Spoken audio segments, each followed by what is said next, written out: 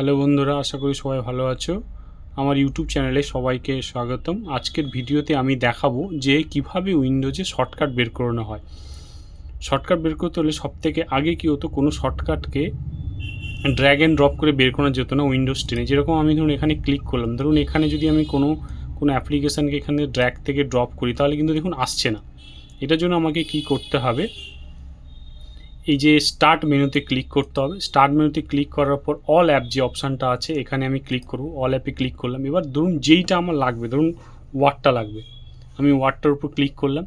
এবার এই যে ওয়ার্ডের যে অ্যাপ্লিকেশানটা এসছে এখান থেকে এটা ধরে এখানে আমি ছেড়ে দেবো। দেখুন আসছে না, কিন্তু যদি আমি এটাকে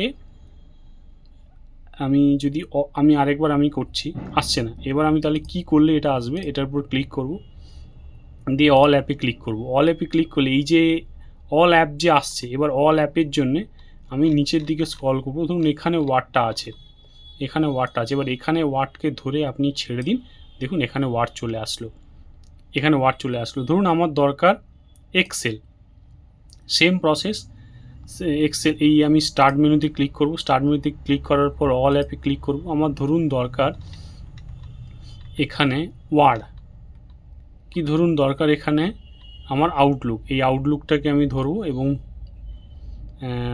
রাইট ক্লিক করে এখানে টেনে ছেড়ে দেবো। দেখুন এখানে সেই লোগোটা চলে আসলো। খুবই ইজি ব্যাপার। আরেকবার আমি দেখিয়ে দিচ্ছি। ধরুন এটা আমি আরেকবার দেখিয়ে দিচ্ছি। উইন্ডোজে ক্লিক করলাম, ক্লিক করার পর অল অ্যাপে ক্লিক করব। অল অ্যাপে ক্লিক করার পর নিচের দিকে পাওয়ার পয়েন্টটাকে যদি আমি করতে চাই, তাহলে পাওয়ার পয়েন্টটাকে ধরে ড্র্যাগ অ্যান্ড ড্রপ করব, ওটাকে নিয়ে ডেস্কটপে ছেড়ে দেবো, তাহলেই এখানে চলে আসবে। Thank you watching my video. ভালো লাগলে অবশ্যই কমেন্ট, লাইক এবং শেয়ার করুন।